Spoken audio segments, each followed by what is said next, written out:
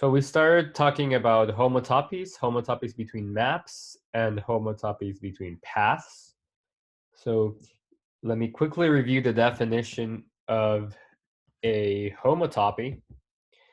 So if you have two maps, F and F prime, two continuous maps between topological spaces X and Y, we say F is homotopic to F prime if there's a continuous map H from X cross the unit interval to Y, such that at time zero, where we think of this factor as a time factor, so such that at time zero, we obtain the function f when we restrict to time zero, and at time one, we obtain the function f prime.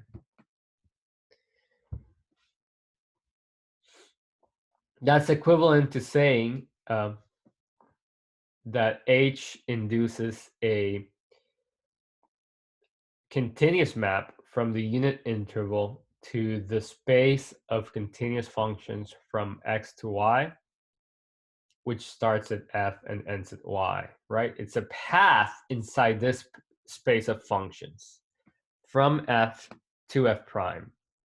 I think I said Y instead of F prime earlier. So the homotopy is a path in the space of functions from F to F prime, the homotopy between F and F prime. Are there any questions? Let me know if you cannot hear me, because I'm having trouble with my internet connection. So either just send me a message in the chat or just interrupt me and say something.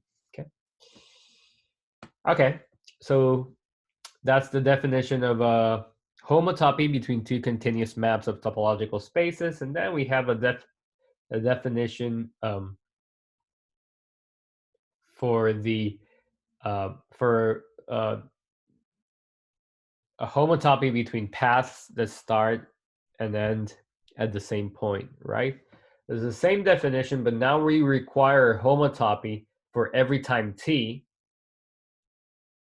to be a path that starts at the fixed point and ends at that other fixed point, right? So two paths, F and F prime, are homotopic. So by path, I just means continuous maps from the unit interval to fixed space X. So we say they are path homotopic if they start at the same point and end at the same point. And moreover, there's a continuous map or a one parameter family of paths equivalently from the square to your space X, such that at every time t, we obtain a path. Sorry, I'm thinking of the first coordinate or the second coordinate. Every time t, we obtain a path that starts at the starting point of the two paths, F and F prime, and ends at the ending point of F and F prime, okay? So we impose this restriction in our homotopy. And that's, if there exists such a homotopy, we say that the two paths are path homotopic. I might just be sloppy and just say homotopic, okay?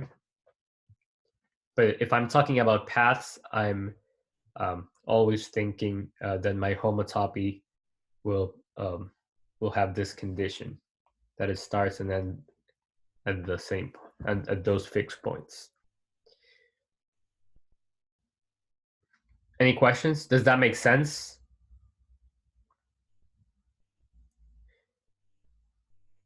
So the picture is that a homotopy between paths F and F prime looks like a map from a square in which one of the faces is collapsed to the first vertex, to the initial vertex. The opposite face is collapsed to the endpoint, to the other end vertex. And then one face the other remaining faces just get mapped to F and F prime, right? Or I should say the other faces, the blue and green faces, get mapped to X via F and F prime. That's what I should say. You can think of these as intervals. And of course, a path is a map from the interval to X. So we require H to be F here and F prime here. So that's a homotopy between F and F prime. Is that clear? Any questions about the notion of path homotopy or homotopy? Okay.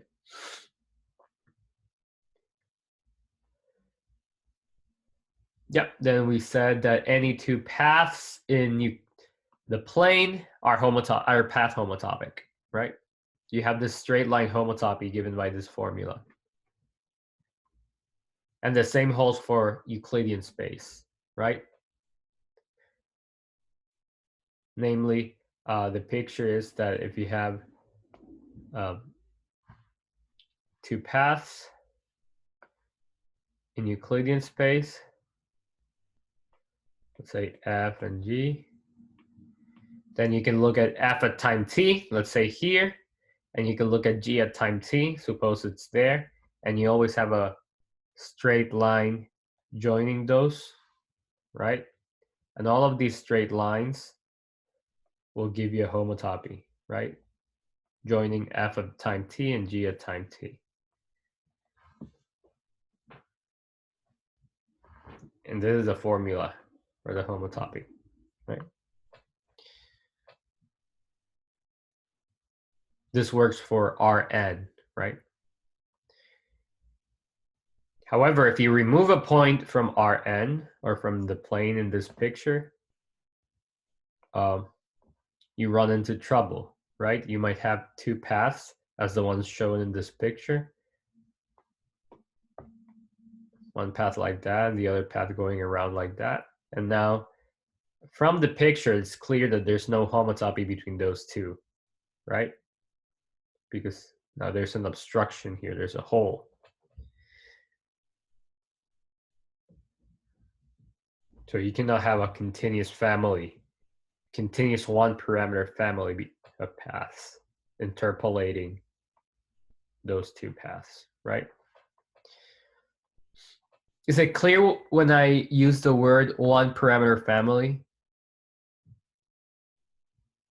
It's just a family of paths parameterized by a time interval. That's what I mean by one parameter family. Okay. It's essentially a map from the interval to the space of paths, right?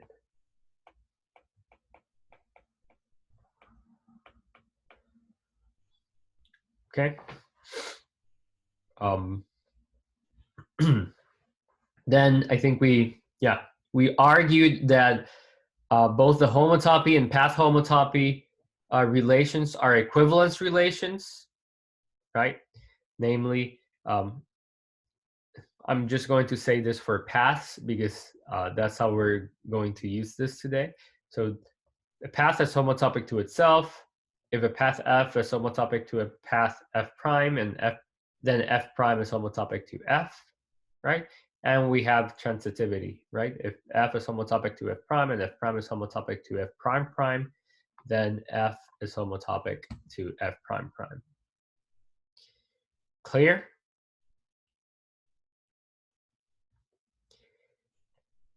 And the pictures, the picture for transitivity, it's an important one, is given by the following. So suppose I have F homotopic to F prime, right? Via this homotopy capital F. So it looks like that. It's a map from a square interpolating these two paths, F and F prime. And if I have a homotopy capital F prime from little f prime to little f prime prime, then I get a homotopy from little f to little f prime prime by pasting these two together, right? How do I do it? Well, I have to define a map from a square to x, which gives a homotopy from f to f double prime, and I just divide a square by 2, and then I expand each half linearly, right, to obtain squares, and then I apply either f prime or f. And that's made precise by this formula.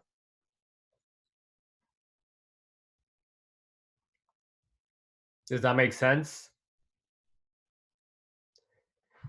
Okay, so the homotopy relation is transitive. Great. So I think, yeah.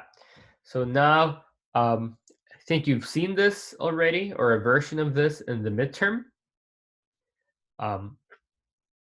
So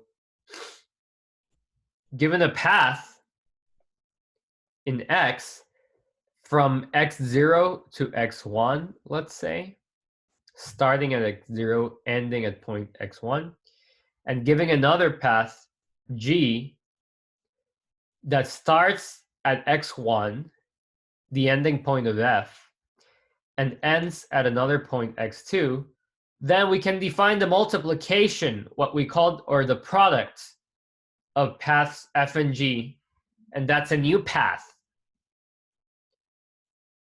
in x, which is obtained by, we use the word concatenating f with g, right? You simply do f first and you follow it by g, right? However, you have to reparameterize your interval because you want to produce a map from the unit interval to x, right? So how do we do that? So I'm going to define a path, a new path. So at time s, well, depending if s is in the first half or the second half, if f is in the first half of the unit interval, then I let this path to be f, right? And I have to scale s by 2, right? So this will run f in a faster way, right? Now you will use half an interval to run through f, right? And then if s is in the second half of the interval, you just use g in this way, right? Does this definition make complete sense to everyone?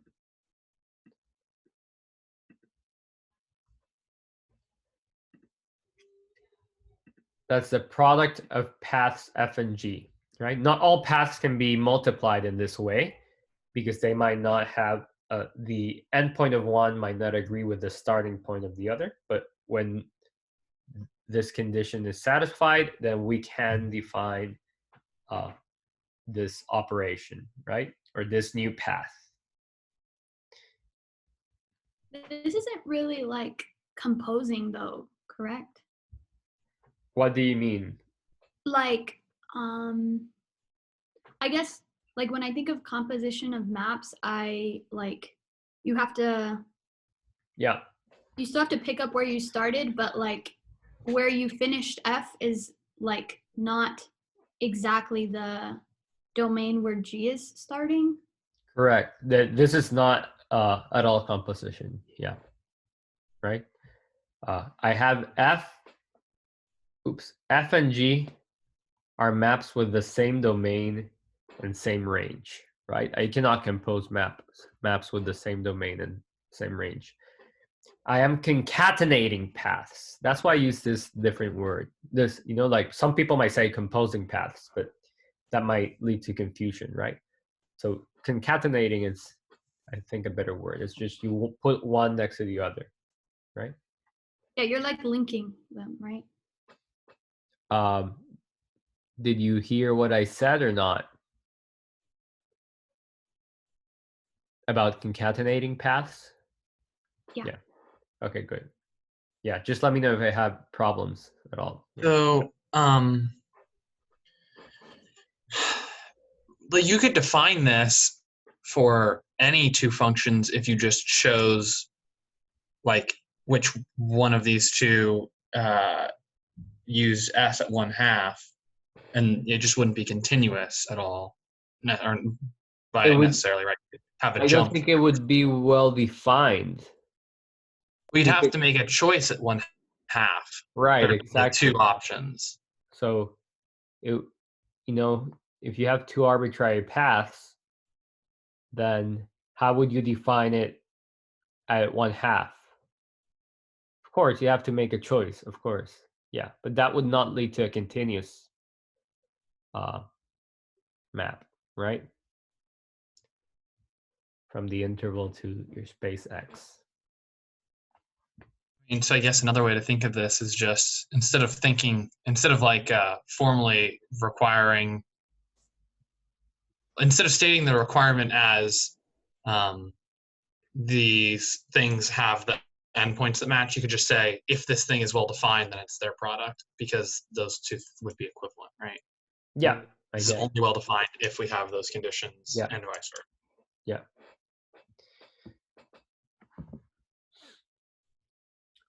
Okay. Does that make sense? The product of paths, concatenation. Okay, so the product of paths induces a well-defined operation in homotopy classes. That's my next claim. What does this mean? That if F is a path homotopic to F prime and G is path homotopic to G prime, then the class of the product between F and G is the same as the class of the product of F prime and G prime. Namely, the product of F and G is homotopic to the product of F prime and G prime. Does that make sense? Does someone want to try to explain why this is true? If you have a homotopy between F and F prime and a homotopy between G and G prime, why do you have a homotopy between the corresponding products? I can try to do a picture. I have a picture, but I don't want you to see it. Maybe you can. Someone can try. So let's just start. deform the first half and then deform the second half, right? You can do that, right? So if you have F and G and they are composable, right? And you have F prime and then G prime. So is it clear from this picture that if F and F prime are homotopic and G prime are homotopic, then the products are homotopic, right? I think that's intuitively very clear, right? If you have those two maybe let me use another color. If you have if you have these two homotopies, the blue and green one, then you can paste them to obtain one homotopy, right? I'm a little confused because I thought we're denoting the fact that things are homotopic by the line squiggle thing, and now you're talking about classes being equal. Is that equivalent? Yeah. Did I define equivalence classes or I did not? Maybe I did not. So my bad. So, here. Yeah. So I think I said this last time. I think you said it at the end of class. Yeah, Okay. last time. Yeah. So if F is a path, I'm going to denote by bracket F. There's no underline here. By bracket F, the path homotopy equivalence class of F, right? So this means what? If their equivalence classes are equal, that means that F and G are path homotopic. Okay? So F is just a representative for this equivalence class.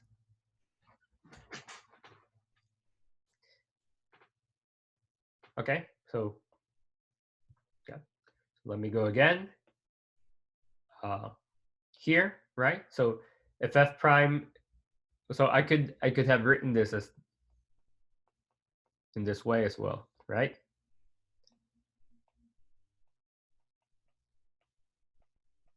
they have the same path homotopy class, then their products are homotopic or represent the same path homotopy class, right?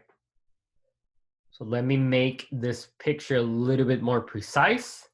So if F is path homotopic to F prime via capital F, and G is path homotopic to G prime via capital G, now we can define a new homotopy, H, which will be a homotopy between the product of F and G and the product of F prime and G prime as follows. So it's kind of the same idea, right? I paste those two homotopies together in this way. For the first half, I use F. For the second half, I use G, right? The only difference between the case above is that now I'm pasting homotopies. I'm not pasting paths, right? I'm putting one homotopy next to the other one. That's in this picture here.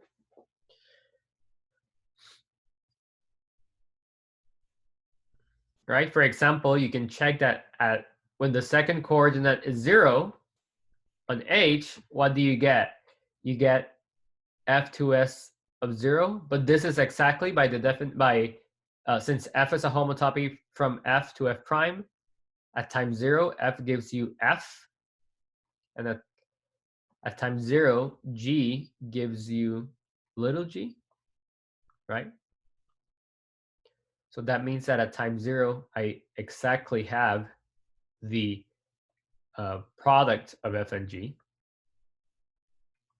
And similarly, at time 1, I have the product of F prime and G prime. So there's a repetition of the picture I sketched above, right? So you have a homotopy F, capital F, from little f to little f prime, and you have a homotopy capital G from little g to little g prime. And I paste them together in this way, right? I take a square, I divide it by half, I linearly expand the first half and linearly expand the second half, and then I use f and g accordingly. Then the map from this square to x, defined in this way, gives a homotopy between f composed with g and f prime composed with g prime.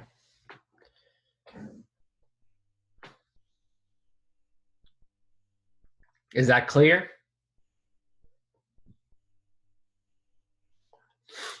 So that means that now we can define the product on homotopy classes of paths. On composable pairs of homotopy classes, I should say, right? And you do it in the following way. You define, if you have two homotopy classes of maps that are composable, right? The ending point of one is the starting point of the other. Then you can define the product of those homotopy classes by this formula. And that's well defined. That's what I've shown in the previous claim, right? If I vary this representative, I still get the same homotopy class here, because I'm just varying the representative inside by a homotopy. So you can just define this product on pairs of composable homotopy classes. Now I claim the following. This product satisfies similar axioms to those of a group. I'm not quite saying yet this product defines a group, because I cannot multiply all homotopy classes, right? Only those that compose.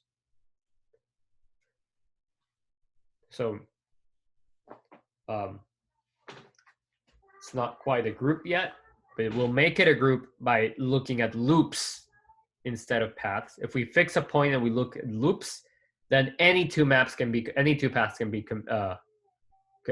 multiplied, right? But let me just state this for in general. So this product operation on the homotopy classes of paths satisfies the following. It is associative. That means if I do the multiplication of G and H first and then multiply by F is the same as multiplying F by G and then multiplying by H. It has right and left units given by the constant paths. So what does that mean? Given a point x, little x and x, let's denote E sub x, the path in x that is constant at the point little x, right? So it sends the whole interval to little x. It collapses the whole interval to little x, okay? Or you can think of it as a path that stays at the same point for the whole time interval, right? It doesn't move. So if f is a path from x0 to x1, then the multiplication of the homotopy class of f with the homotopy class of the constant path at x1 is x again. And similarly, if I do the multiplication of the constant path on x0, the starting point of f, with the homotopy class of f, then I get the homotopy class of f back.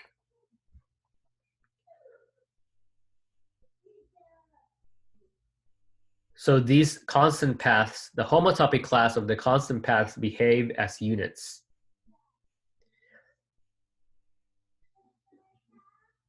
And then the last,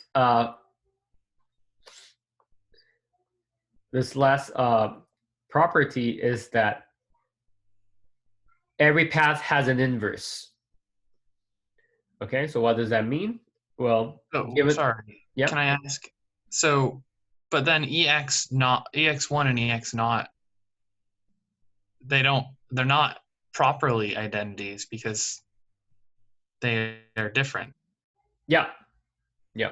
The group is not commutative. Oh, that's why we're gonna need loops. Yeah. No, it's not because it's not commutative. It's because we don't have a group yet.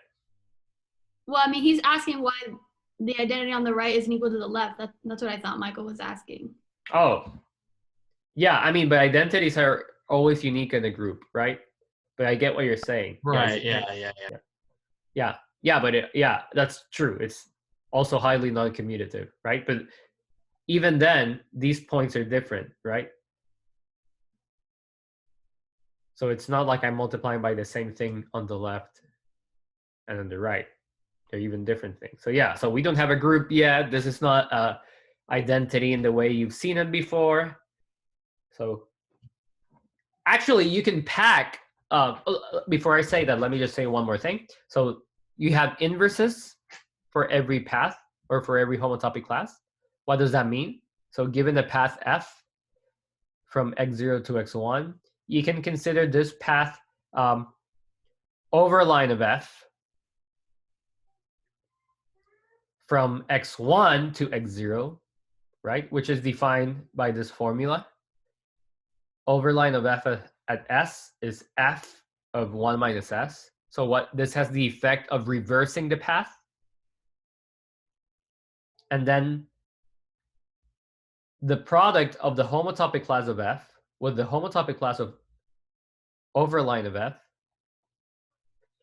is the homotopy class of the constant path at x0. And similarly, if you reverse the order here, you'll have the homotopy class on the constant path at x1.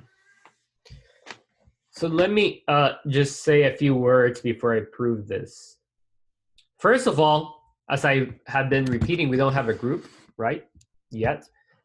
But we have what it's called a groupoid. So what's a groupoid? It's like, so I might say words that you might not be familiar with, but that's fine. You'll learn them eventually. It's like a many object version of a group, right? So what's a groupoid? A groupoid consists of a collection of so-called objects. You have objects, many objects. I'm just drawing, let me take this corner here. You have many objects, right? Let's say a set of objects for now. And then given any two objects, maybe x0 and x1, you have what it's called a collection of arrows, right? So you have like a collection of arrows from x0 to x1. And then you can compose arrows. If you have x2, then given an arrow from x0 to x1 and x1 to x2, you can compose them, right? To obtain an arrow from x0 to x2. Oops, that was not intended. So then the word groupoid means that these arrows have inverses as well. Every arrow has an inverse. And then you have to like make sense of what this means. Well, you have two-sided units, right? For every object, like x0, x1, and so on, you have like a unit arrow, ex1, ex2, ex1, ex0 here, ex2 here. And that's an arrow from that object to itself. Anyway, this data can be organized in something called a groupoid, which is kind of like a group, okay?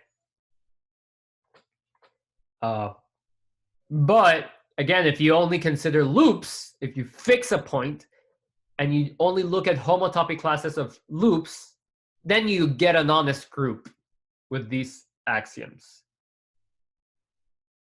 And that's called a fundamental group. And we will define it precisely in a few minutes after we prove these axioms. Okay? So if this didn't make sense, that's fine. But we will come back to it, or you will come back to it later. Okay, so maybe we can start proving. Let me leave associativity until the end. Maybe we can start proving 2. Can anyone intuitively explain this condition? If you multiply f by the constant path, you get the. If you multiply the homotopy class of f by the homotopy class of the constant path at the endpoint of f, you get f back. Can anyone explain intuitively what's going on? Is it if you travel from half the time and then you stay like and then you're constant for half the time, you're still doing the same thing as f. Right. You're still that you get something which is homotopic to f. So yeah. What would the homotopy be? You stay less and less time at the endpoint as your time varies. Yeah. And that in that way you get a one parameter family of paths, right? First you stay half at the end point, right? In this side. Half of the time at the endpoint. Then you start staying less and less and less time at the endpoint, right? Until you get to f. Does that make sense? So let me do a picture for that. So, this is a good picture, right? So, let me kind of explain this picture. These are good pictures always. So I want to define that to x, right? So on this face, I have the composition. Sorry. So what do I want to show? I want to show that, or want to argue that. Okay, so I'm doing this one for this one. The other one is similar. I want to argue that if I multiply the constant path at x0 with f, then I get something which is homotopic to f. That's what I want to show. So what is this? By the definition of multiplication, it means at the first half of the interval, you do the constant path, you just stay there. And the second time of the interval, you apply f. Right? So this top face here, which you can think of an interval, I'm thinking of mapping to x as ex0 multiplied by f, right? So at the first half of the interval, you do x0. You do e of x0, right? You stay there. And the second time, you do f, right? And here I have f, right? And now I want to define a homotopy between those two, right? So I just spend less and less time at the starting point, and then I change the speed of f, right? For each slice, I'm changing the speed of f. Here I start doing f twice as fast, right? And I keep doing f slower until I get to the original speed of f, right? Is this picture clear? Does it make sense? What I'm trying to illustrate, right? I want to illustrate a map from the square to x. And I'm saying, given any t, you have the following map, right? You do x0 for this time here, right? And then you do f, but reparameterize appropriately, right? And that's the homotopy, right? Between this product and f. That makes sense, right? Okay, let's explain 3 with kind of a different picture. So what's 3? 3 is that if I do f and I do overline f, which is f going back, I get something which is homotopic to the constant path at x0. Can anyone explain this in your own words? If I do f and then I go back, why do I get something which is homotopic to the map? That's You just kind of suck in the whisk. Yeah, it's just sort of pull it into the single point continuously just by following the path. Yeah. Shortening it. Yeah. So the point is that this is a loop, right? It started at x0 and ends at x0, right? This composition is a homotopy class of a loop, right? Because you do like that, and then now you won't see it because I'm going exactly over the path and back, right? But then I can kind of follow this picture, right? And this defines a homotopy, right? At every time t, I kind of stop at t units away from the original endpoint of f, and then I move back.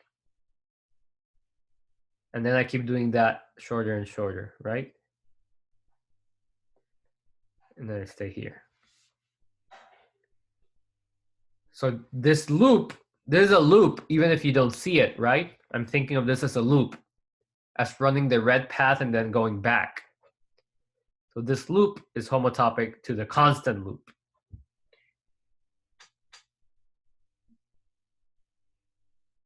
Is the picture clear?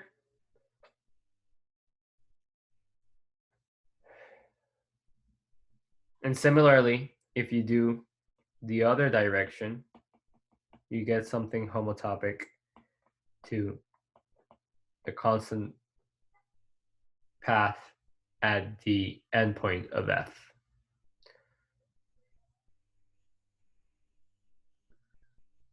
So this is a one parameter family of paths.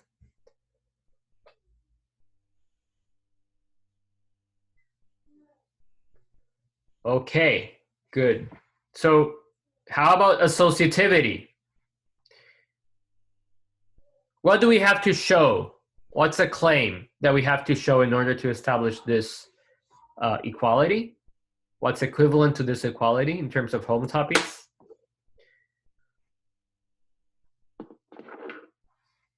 That this, for any triple of composable paths, right, is homotopic to this.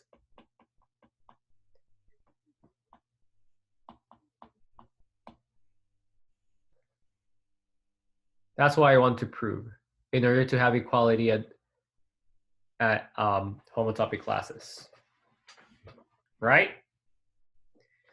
So there's a very nice picture as well, which is the following. So let me explain this picture. I claim this square defines a homotopy to X, right? I'm thinking of this square as mapping to X. The first half, the first face, the top face, that's an interval. How do you map it to F? Well, you do this multiplication of paths, right? You do F for the first half. And that's a product of another path. And then the second half, you do this other path, which is given by doing G first and then followed by H, right? So this top, the way I've divided the interval in this top face is the way I map into X via this product, right? And then I follow this picture. At the bottom, I have the composition of, the product of F and G first, followed by H, right? So the first half, I do FG, F times G. Second half, I do H. And I just follow this homotopy, right? At time t, in this square, or at time t for this coordinate, you have this path. This line here that I've drawn defines a path, right? You spend certain time at F, then you spend, you reparameterize F using certain time interval or certain portion of the unit interval. You reparameterize G using certain portion of the time interval, and you reparameterize H using certain portion of its unit interval. So you change your parameterizations in this way until you get to this. Of course, this homotopy is not unique. You can do whatever you want, right? You could do something like that. You just want to get to from the top path to the bottom path, right? Is it clear what this picture means or how I'm thinking of this picture as a homotopy? It's okay if it's not clear, and I'll explain again.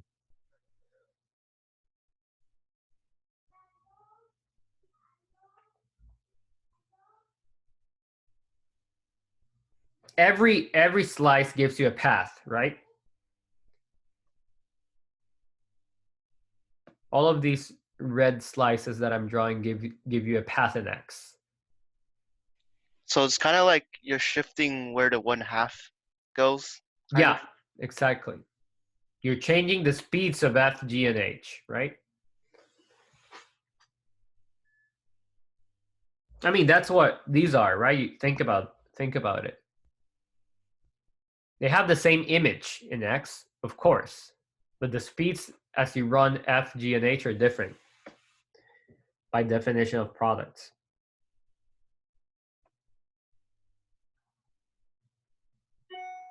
So that gives you a homotopy between these two. So that means that at the level of homotopy classes, these are the same. So the product operation is associative at the level of homotopy classes of paths.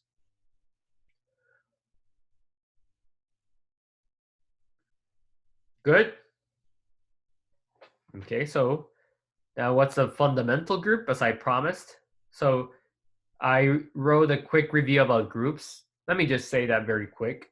So a group is just a set with an operation, a 2-to-1 operation, right? Which we usually write in this way. Just write G next to H in this way, right? Satisfying associativity. This is bad notation, right? Because it looks like F is a function. But you get it. F is an element of G. I should have used X, Y, and Z, maybe. So I apologize. So it is associative. It has an identity element, right? And every element has an inverse. That's a group. Then we have a homomorphism of groups is a map. See, now I'm using F for a map and X and Y for elements in G. Anyway, a homomorphism is a function between groups G and G prime. Or a homomorphism between groups in G and G prime is a function from G to G prime, which is multiplicative. This is what multiplicative means, right? It commutes with multiplication. If I do multiplication first and then F, it's the same if I do F first and then I do multiplication. An isomorphism is just a bijective homomorphism, right?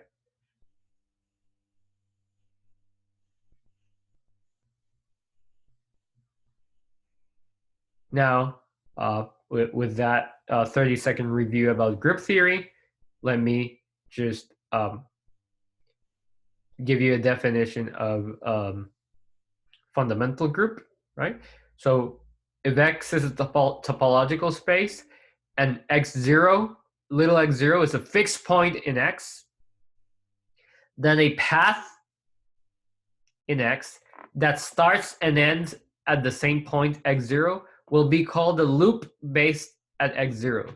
So maybe I should underline this. Right? That's a loop.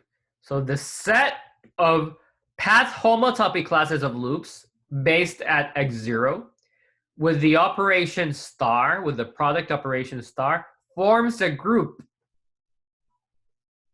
called the fundamental group of X at X0. And it's denoted by the following symbol, pi1 of X at X0. The 1 is just here because this is the first layer of a higher higher sequence of groups called the homotopy groups, right? Which we will not see in this course.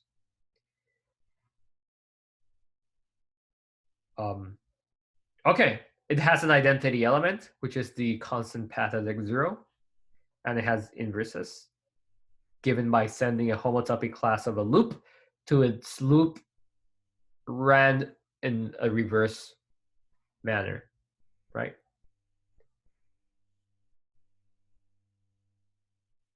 That's a group. Associated to any space X, we have a group. This is called the fundamental group.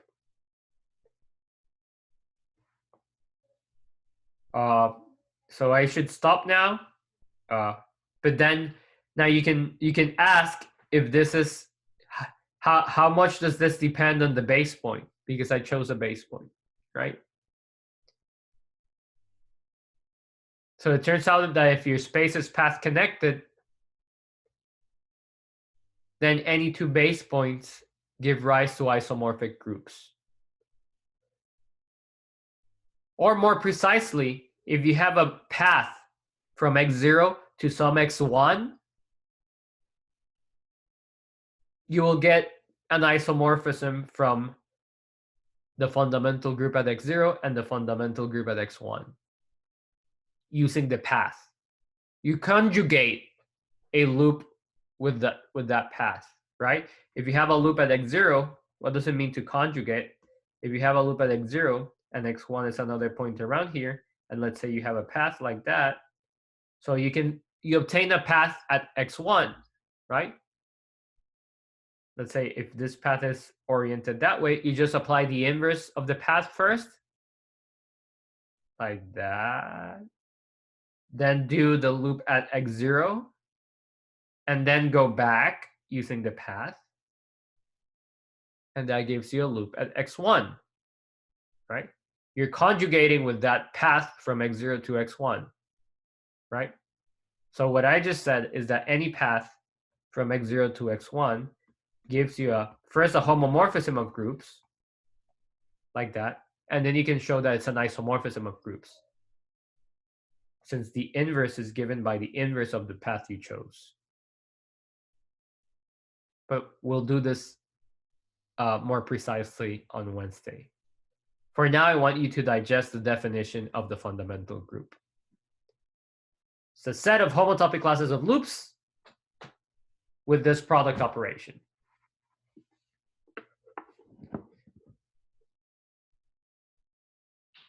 Any questions?